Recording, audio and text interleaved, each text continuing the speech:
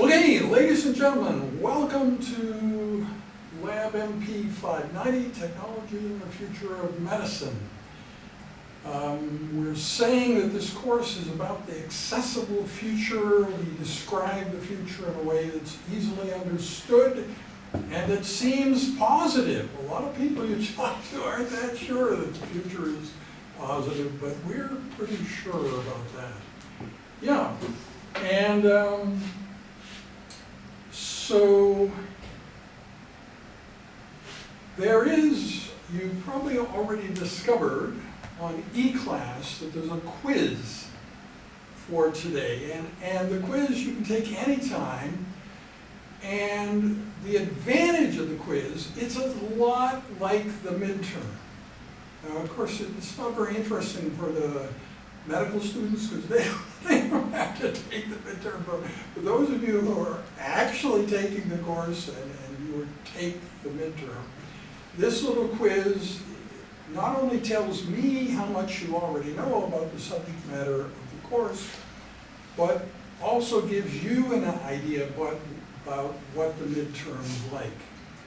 Now, talk about an easy exam. The midterm is an exam that takes about an hour and a quarter, but you have 3 hours and 50 minutes to complete it, and it's open book, and you know you can use the internet, you can use your phone. There's even a part that requires you to use ChatGPT. Yeah. And so it's not terribly time pressure. Last time, everybody used the full 3 hours, 50 minutes, which really surprised me. But I predict this time, maybe one or more of you will decide that you're actually done before the end of the period. Yeah, but we're trying to make the course fun and kind of a positive experience, and it seemed to be one way to do it. So what is it? It's not really testing what you've memorized. I don't think it's that important to memorize stuff about the grand, gigantic subject matter of this course.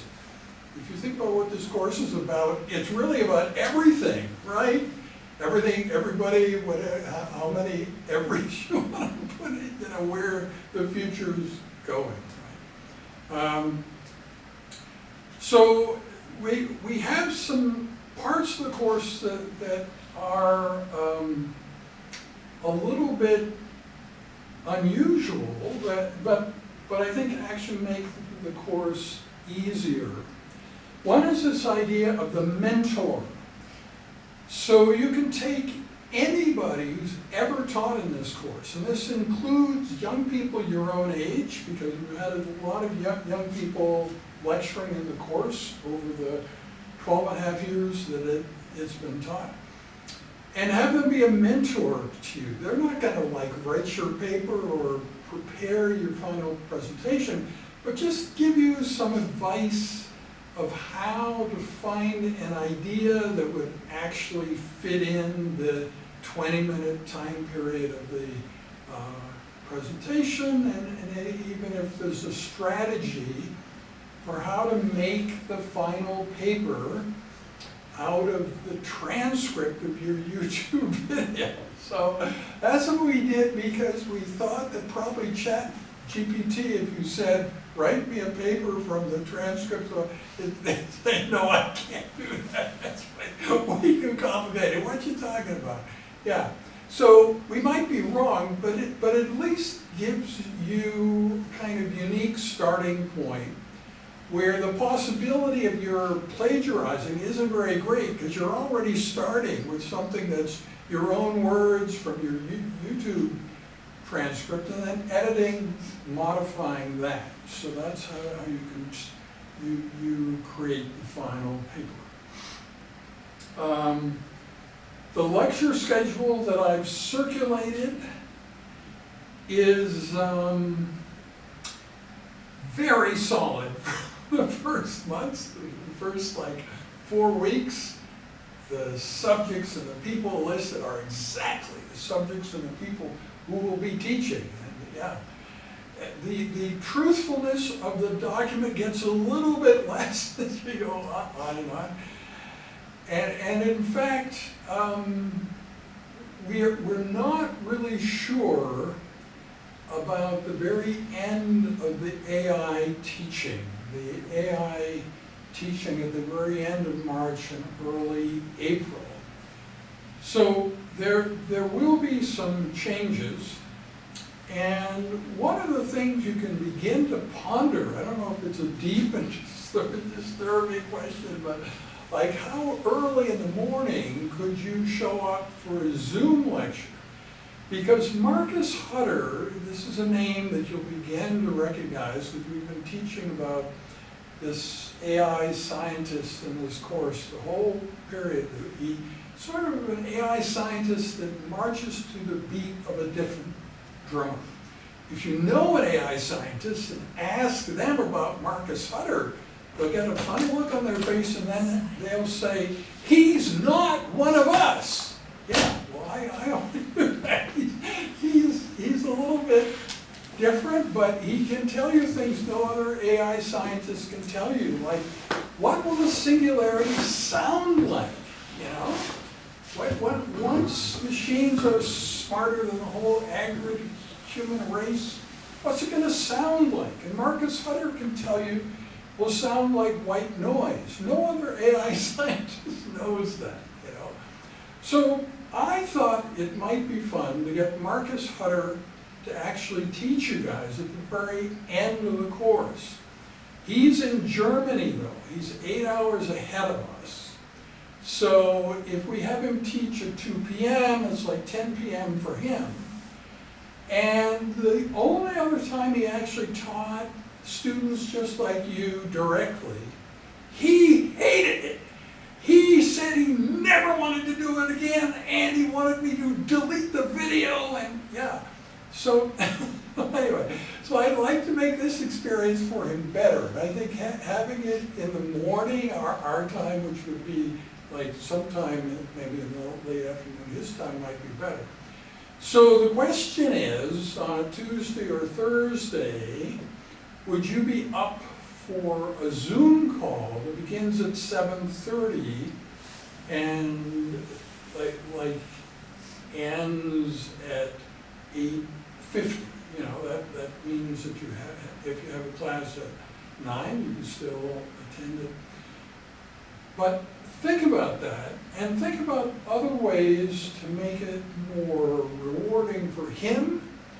We have a lot of other people who over the years have interacted with students and loved it. He's the only one who had a like traumatic, negative experience. So with 12 years behind us, I think we could maybe try it again, but why don't you think about like the timing? Is that too early? Is it not early enough?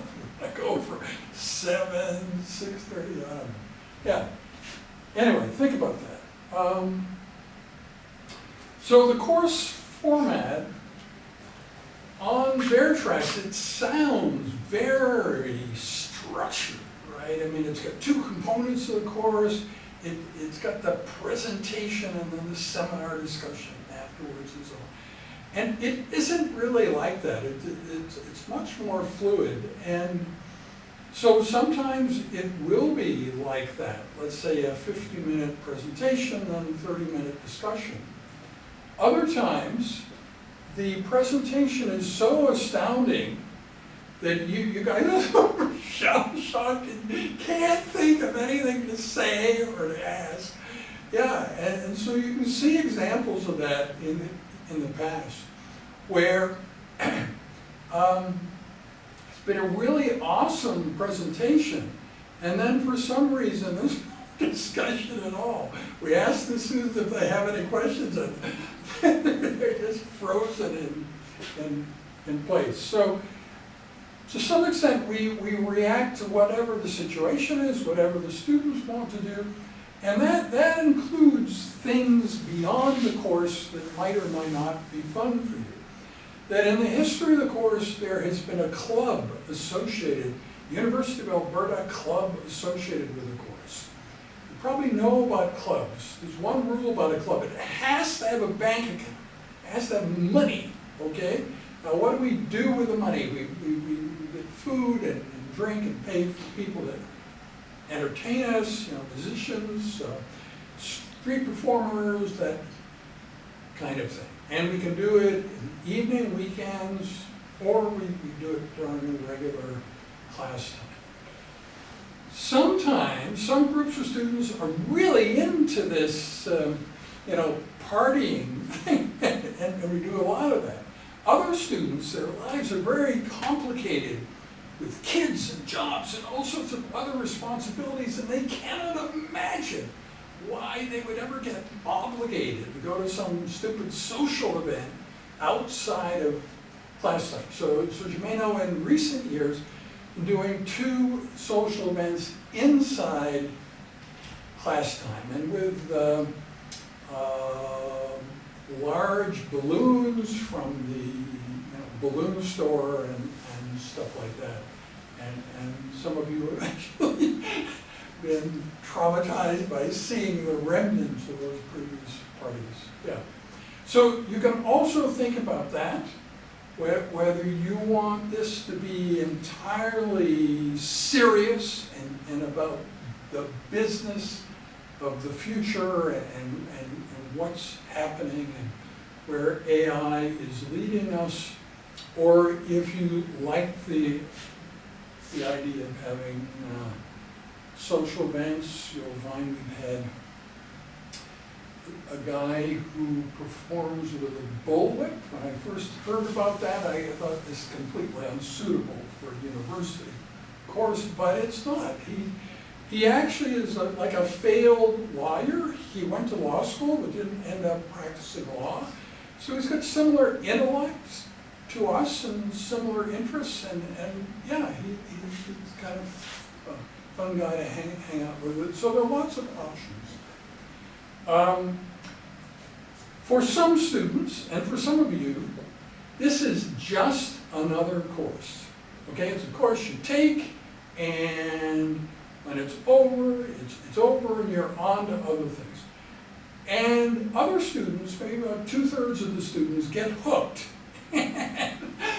Really want to keep on keeping on here, and so they become TAs in the course and help us later on. We have this exchange program with France and all sorts of other things, and the future and all that jazz. The future and all that jazz. So you probably know about AlphaGo. In 2016, the game of Go was solved by AI. It occurred 10 to 12 years sooner than we thought that would happen. It was a really dramatic thing. And believe it or not, Rich Sutton, who is an AI scientist here, who is the teacher of Silver and some of the other people who made that happen with AlphaGo.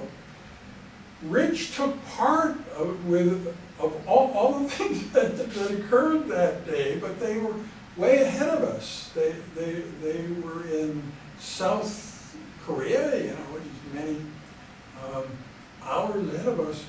So toward the end of the day, he came to our Future and All That Jazz event and had a great time. And the same day as that major breakthrough with the game of Go. So the Future and All That Jazz is taking important but maybe unpleasant ideas in medicine and science that maybe you wouldn't sit still for a lecture on, but we can trick you into being entertained for an evening with these same ideas in poetry and music. And then you learn the same stuff that you wouldn't have been willing to sit still for a lecture. Now, if you read my Wikipedia page, it says that the first full album of Future and All That Jazz music and poetry is coming out this June 2024.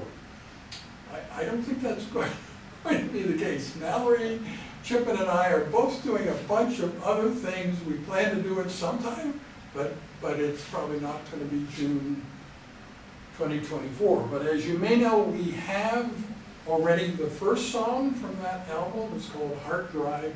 And if you haven't seen it, it's really cool. And if you can't imagine me being involved in a piece of music, you might like it. Yeah.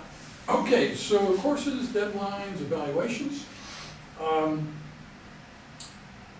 The presentation, the 20-minute presentation you give is worth 30% of the course.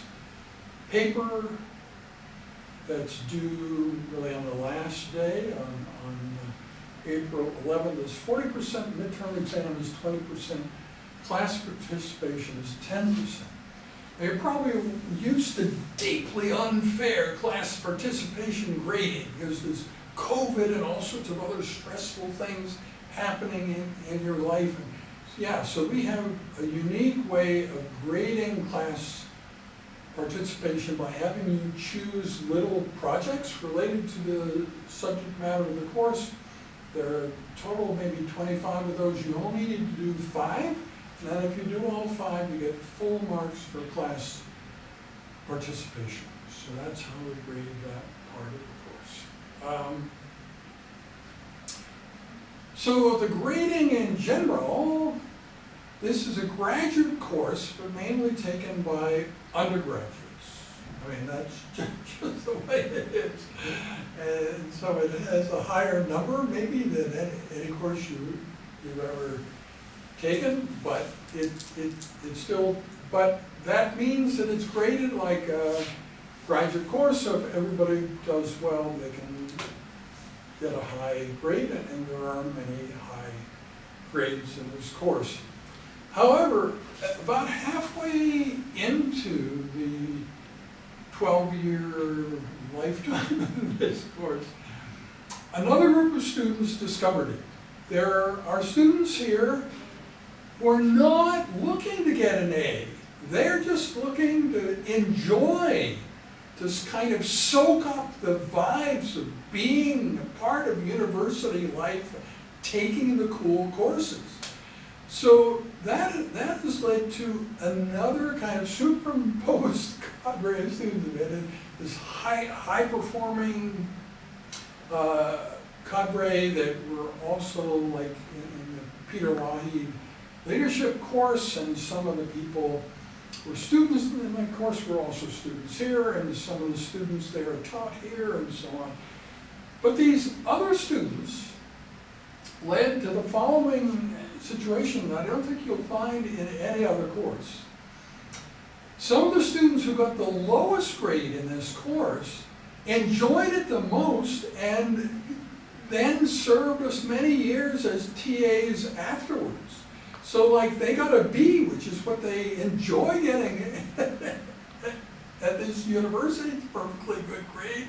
And everybody else got a higher grade, but they actually had more fun and had more incentive for helping us long term. So I think that's really interesting. In most other courses you encounter, all the TAs are ones who got really high grades. That's not necessarily the case here. So you might say some of our TAs lead much more balanced lives, right? So yeah, it's cool.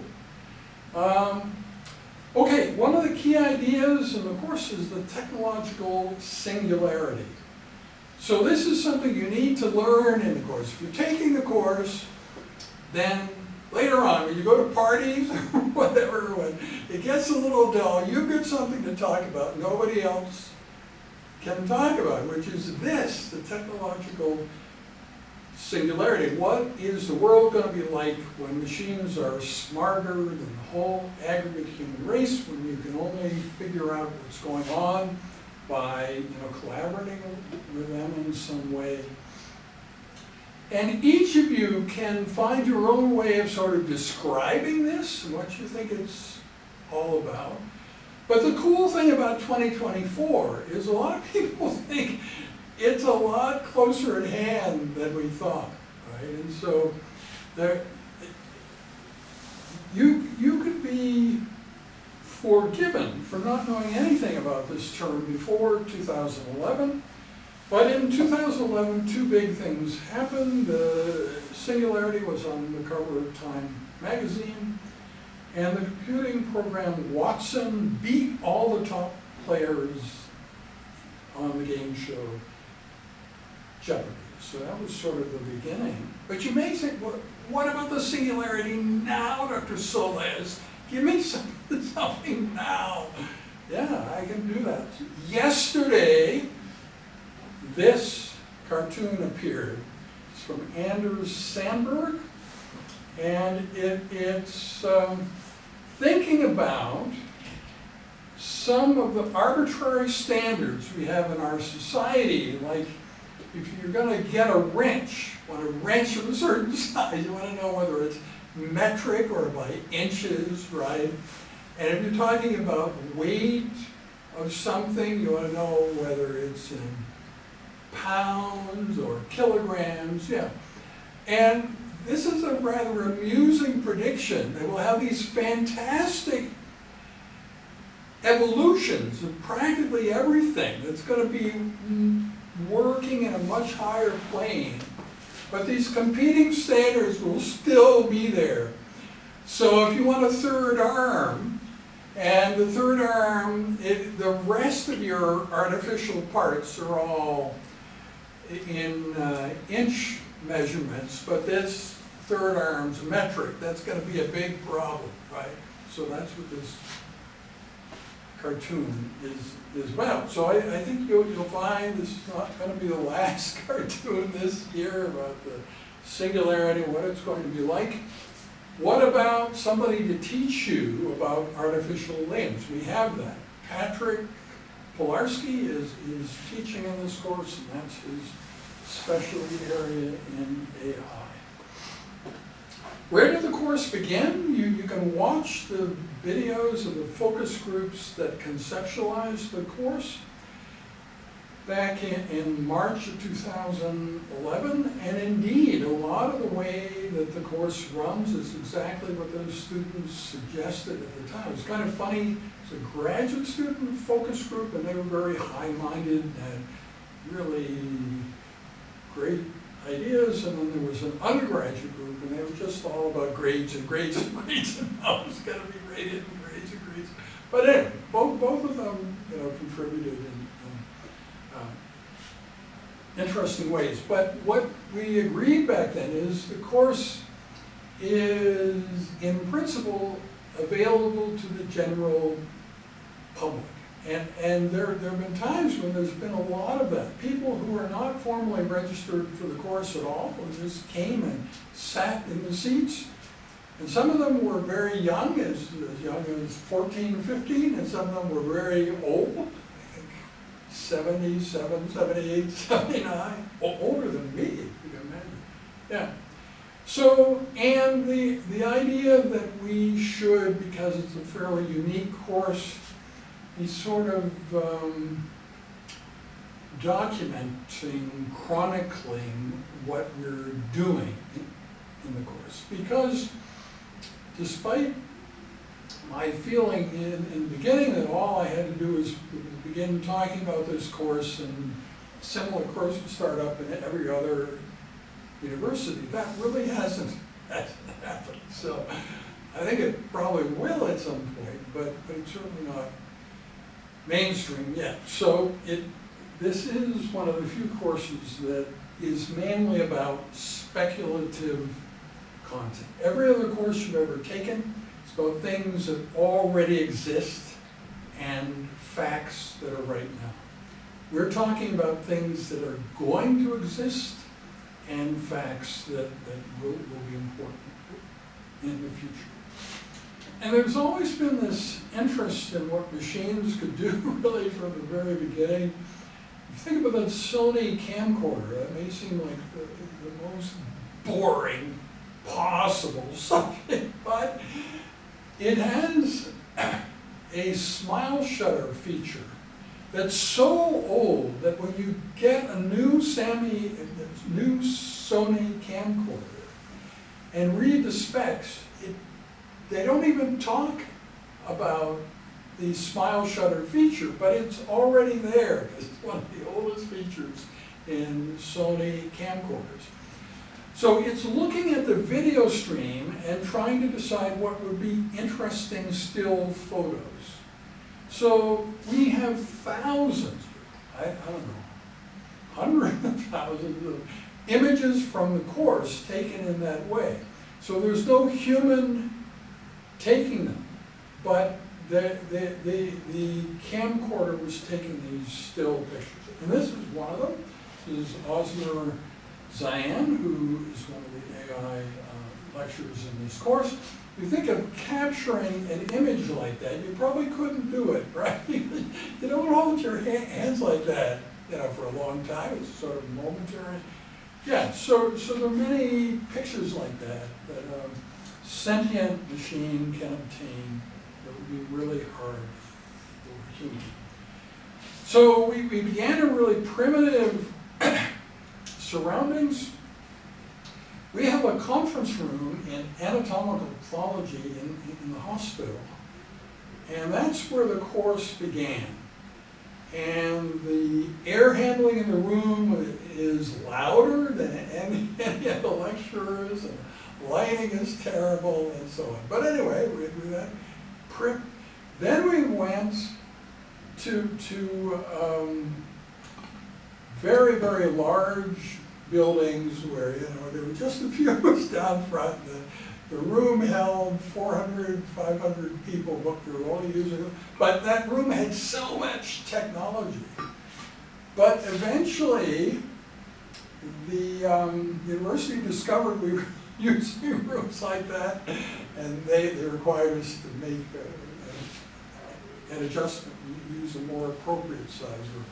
So that's what we are now doing. Can the course be life-changing? Yes, it can be literally life-changing. That's what happened to E. Shaharian in the fall of 2013. I put her presentation on YouTube, and Jason Silva, a very well-known tech figure from New York City, called her up and said he'd seen her video and she seemed ideal for the social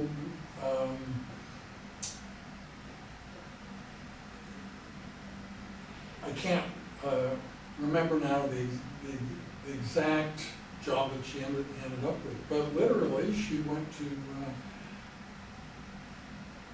New York after that pitch and stayed. Yeah, so I'm not guaranteeing that that's going to happen to you, but it could. So anyway, it's kind of fun to think about. But there's another phenomenon that is equally interesting. I talk about these high-performing students, and some of them feel they're on such a trajectory of self-improvement that whatever they do in this course, a few months later, they'll be able to do much, much better. So even though they may have been responsible for the best final presentation in that class, they contact me and ask me to take the video down because it's just juvenilia for them. It's just what they were doing before, and they're not able to do so much better stuff. So please take it down. Yeah, so some of the best talks that have ever been given are no longer on YouTube for exactly that reason, which I think is really interesting. So, Jonathan White is a surgeon who's won all sorts of teaching awards. And we had interesting interaction with the medical students. The one thing in my professional life that just didn't seem fixable. We were teaching the first year medical school class, the entire class. And he makes a joke, "You guys will be out of a job, ha ha." And the medical students got so mad. Yeah, anyway, so furthermore, I think he was wrong. I think that if you think of job loss, there will be job loss with the impact of AI. But I think, you know, that the medical field is actually going to be enhanced. There'll be more options. There's more to do. There are more challenges. You know, if you think of human enhancement, not only physical, but moral, spiritual, you know, physicians would be the best people to advise about that. And the need for that is going to be endless and so on. So in addition to all the things that, you know, physicians do now, I think they're so, but that's an interesting history. And so his relationship to the course, he no longer teaches in the course, but because he has some really excellent content there, I'm requiring you to know about that content. But you may wonder about the first lecture he ever gave. It begins in a very sort of rough way. Why did you ever begin? Well, it didn't begin that way. He began with a song, The Future's Soon, by Jonathan Colton. And so it's a copyrighted song. We couldn't just take the song and put it up on YouTube, so we stripped it off. He was so offended. But, you know, I don't want to break the law, particularly when I'm just starting the course. Yeah. So he has this TEDx talk from June 2014, and I am requiring you on the midterm to know what he's talking about for minute 6:40 on. So it's part of the required content for the course, as is this. So Rich Sutton and I are very good friends. We went to the Strathern Summer Festival together. You know, Strathern's like suburb of the city of Edmonton. They have a summer festival that has poetry, among other things. So I went there. I had a lot of poetry about this course and AI. And so he and I spent a great day there with him watching me perform poetry and so on.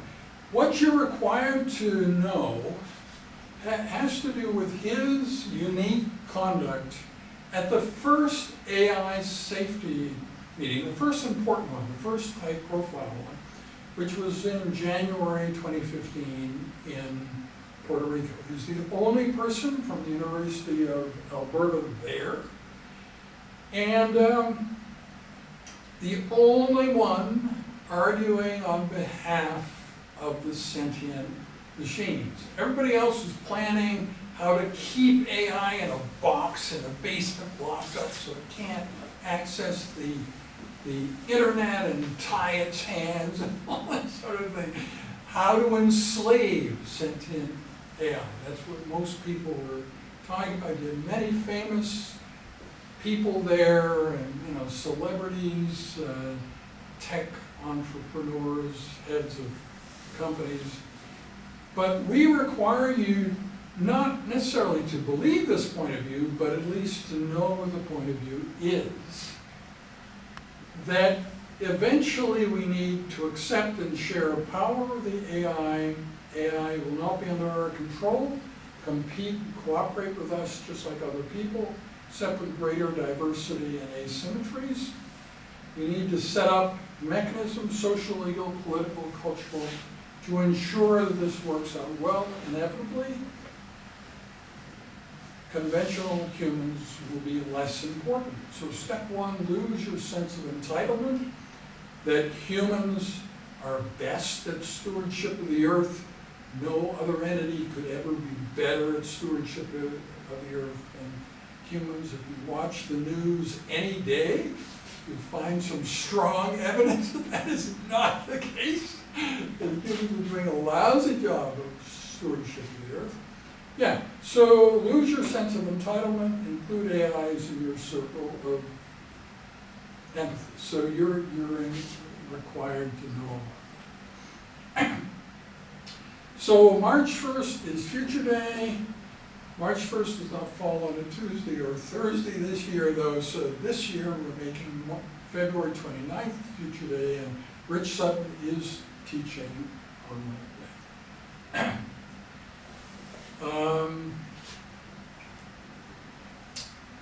Yeah, so other course specifics.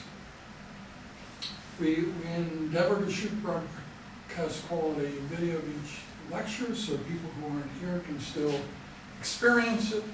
Almost all the previous lectures are on YouTube, and we have a very well-maintained e-class. So I think right now there's 7 or 8 TAs. So isn't that a massive bit of intellectual brain power? Yeah. So you find the e-class resources are very, very interesting.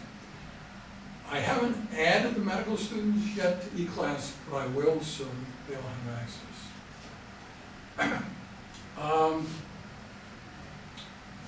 So, in picking the subject for your final presentation, it can't be like a presentation in any other course, right? You might say, well, technology and medicine, so what if we talk about like the history and the future of the pacemaker? No. It can't be something mundane like that. It has to have this sense of, exponential change, that we're moving toward the future at a much faster rate than things have been moving before, and that machines are more and more, particularly now in 2023, 2024, approximately our intellect. Chat GPT has an IQ about 155, so Einstein was 160. So, with GPT-5, wherever it is, it'll be above Einstein, above any human that's ever lived. So it's very interesting times that we're entering. So this course, how medical is it? And if you don't know medical terms, is that a problem? No, it isn't a problem. Only about 5 of the lectures out of the 23 actually use medical terms. You can easily understand even those without knowing what the terms mean. Further, we have a project eliminating a lot of the medical jargon. Why would one want to do that? Well, as you know, smartphones are in virtually everywhere on Earth, right? And a lot of those places don't have medical care at all. There's no physicians, no nurses, nothing. But if you have a smartphone with AI apps, then you're getting high quality medical information. But the barrier may be the jargon, right? That when you go to medical school, you learn this new language, right? And ordinary lay people don't know that language. But some of the words are kind of the same. It's almost like that language is specifically so that non-physicians can't understand medical things. So I think that's something well worth working on, because we could benefit many parts of the world where people have access to phones if we were using less medical jargon. Problem of audience heterogeneity, I don't really think it's a problem at all. This course has always drawn people from all different walks of life, all different faculties. I think that works just fine. We talk about very general things that are of interest to everyone. There's been a strong diversity interest over the years, and you can find many teaching sessions about that. We're not teaching about that at the moment, but we certainly have in the past.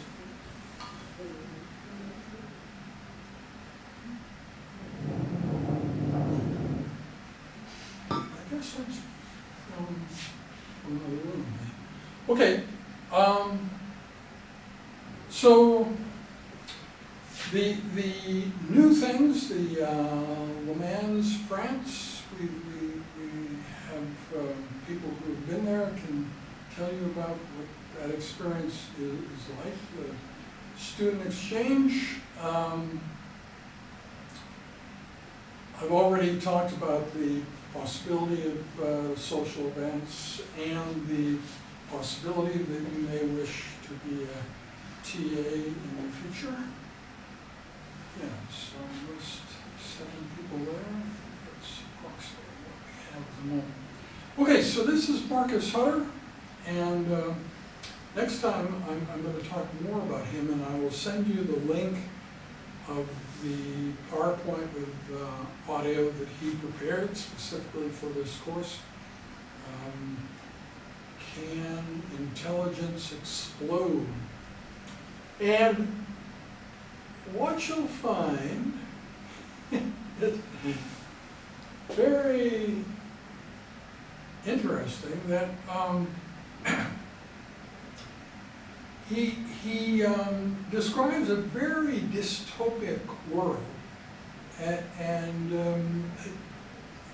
his slides are quite dark too. So some of the slides I'm going to show you next time are his slides were kind of brightened up, because I don't want to make you deeply depressed. But talking about you know, the fact that humans probably won't have much of an impact when they're entities with much higher intellect, and also about lack of empowerment of youth. And yeah, so we'll learn more of that next time. So we have a long way to go. It's not particularly important to me that we reach more people, but it may be of interest to you to kind of think about this. The same subjects we talk about in this course were also the subject of the most heavily watched TV program in Canada, maybe the US, Big Bang Theory. And if you think of the number of smartphone users, it's probably higher than this now. So there are many ways of thinking about how many people we could reach. The number of people we do actually reach is getting close to 8,000. That's the number of views on some of the course videos. So Marcus Hutter talks about this idea of human insignificance. All right. And I said before that he thinks that the singularity will sound like white noise. We'll kind of be stuck in a dysphoric eternal youth caricature what it's like to be young. I don't know. Do you young people think it's a time when it's fun to be young or not? There's arguments on both sides. So this is the last slide, and I would be happy to answer any questions you may have about the course. The difference, I guess I would say, between the course in fall 2023 and the course now is that in 2023 I was very, very heavily involved with AI safety out there in the world, with the UK meeting, the Bletchley Park meeting. And I brought a lot of those activities of mine into the course. And I really don't think that that works well in the long term. This course shouldn't be about me. So this time, I'm teaching much less. I have professional AI scientists talking much more. So there's video of everything we did last time. If you want to see a lot of Kim videos, they exist from fall 2023, but we will have more professional AI scientists teaching this time. The AI lectures used to be limited to 5, but now I think we'll have 9. So for the first time, we'll have numbers 6, 7, 8, and 9 toward the end of the course. And I would say, by the time you finish the course, you may feel that you've had enough AI.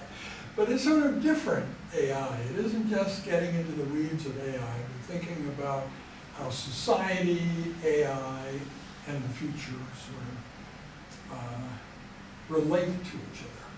And if you think of a Star Trek world, which is what this slide ends with, if you were to instantly create a Star Trek world, a lot of the people you know wouldn't be on the ship, right? It's sort of hard to say why, but they're fixed barriers in society, and so as people are walking toward the ship is about to take off, and some people would be there. So we kind of need to fix that. I think we can't just take the idea of Star Trek and make that the future, but it needs to be a sort of more equitable Star Trek future. You'll find the last time Rich Sutton and I talked together, he listened to me talking about my sort of primitive ideas about the future, and he had some really amazing, he thought, why does anyone need to be in charge? You know, I was making this big deal about a future where the AI is in charge could work out very well if it's optimized for humans. So, you know, the best thing would be an automatic world with nobody in charge, and a really robust world like Amazon jungle or a coral reef, you know, where you can sustain a lot of action and the thing still keeps going and so on. Yeah, and then David Pierce, who is a philosopher who also teaches in this course, and this biohappiness revolution, his idea is to get rid of the genes for suffering. So not only humans can't suffer anymore, but also animals, and animals don't kill each other anymore. You find other ways to keep them going and so on. I'm not in favor of that. I just don't think it would work. So I really think we can go a long way without rearranging the genes of human beings. So I'm not very keen on the idea of having all the futures sort of tied to designer babies and that sort of thing. I think we can keep the existing diversity that we have and be just fine. Thank you. And the idea of completely getting rid of pain, I think very few people want that. I mean, when you sit around and talk about the world's problems, there's not a friend of yours that says, I think we should get rid of the gene for pain. Nobody's ever said that to you, right? It's just not a thing in most of the conversations you've had in your life. So what I did at this medical students speed dating thing where the faculty gave pitches and the medical students picked some, was to say that what I would like is for young people to help us describe what we are actually aiming for. We're aiming for a positive future, but it's not quite as positive as Rich Sutton's completely automatic world where nobody needs to be in charge. I don't really like that idea. Maybe if I'm wrong and the world's perfect and I don't realize it, I'd still like there to be somebody I could talk to about it. I don't like the idea of a completely automatic world. I don't like the idea of a world without pain and where lions and tigers don't kill things anymore. I think that, yeah, that doesn't make sense to me. Yeah. So anyway, but these are some of the things that we are working on. Okay, so practical questions about the course. We have until 3:20 and it's 7 minutes to 3, so lots of time to talk. So is this what you thought you were getting into, or is it completely different from what you expected? Does it seem like the information is of value to you, or is it too big picture? I think it is about as big as anybody's picture could ever be, but maybe it's good for you to be, exposed to that. One of the other things Marcus Hutter did, and it's important not to blame him for it, because this isn't his list, it's my list. But I wrote a grant that he was a part of where we began describing the big challenges of the human race that AI could help us fix. And Marcus Hutter said, Kim, you're so close to an all-encompassing, complete list. Why don't you make the list complete? All you need is to add unknown unknowns and other, and you've got a complete list. So that's how we made the existing list of those 24 entities. And if you look at the 24 that we have, they do include most of the things that people in the world are worried about. But if you see something that's not there, of course, I can claim that it's in other or unknowns. So it's also interesting, it's kind of accidental what an important role Marcus Hutter has ended up playing in this course. But what's interesting is that he's gotten quieter in promoting his own stuff. Not everybody, as their life goes on, do they do self-promotion more and more. Some people decide, well, maybe self-promotion is not as necessary as I thought it was before.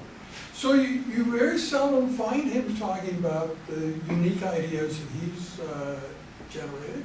He's helped me with some of the ideas that I've generated.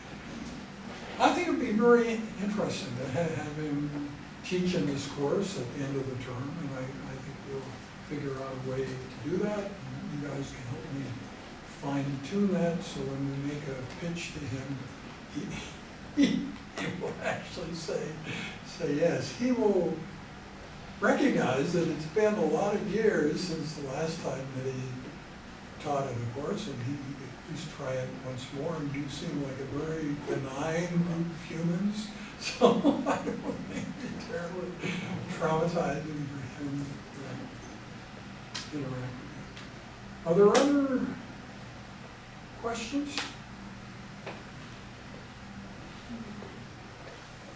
No? Oh, okay. Sridevi, you probably have known about this course for the shortest time. Yeah. Does it make no sense at all to you, or perfect sense, or where Yeah, is it? it does make sense. It does make sense. Oh, cool. Yeah. Okay. So I just suggested to her this morning. Yeah. Because people are like most technologically challenged people, I believe. Yeah. Okay, well, that's it then. Yeah, so you got away a little early today, and that's good. Yeah.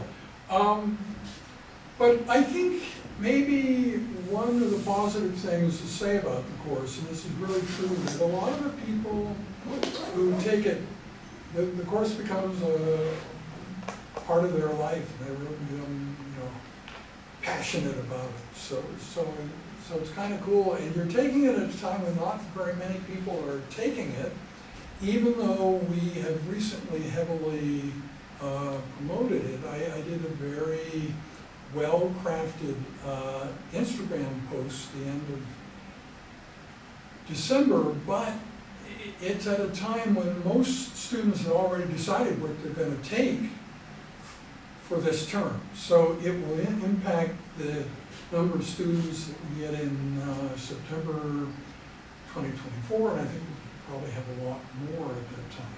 More regular students, more medical students. But yeah, I think it can be enjoyable though to take the course when you are one of very few people in it. It makes you feel special, right? So yeah, anyway, that's good deal. Okay, thank you very much, and we'll see you on Thursday.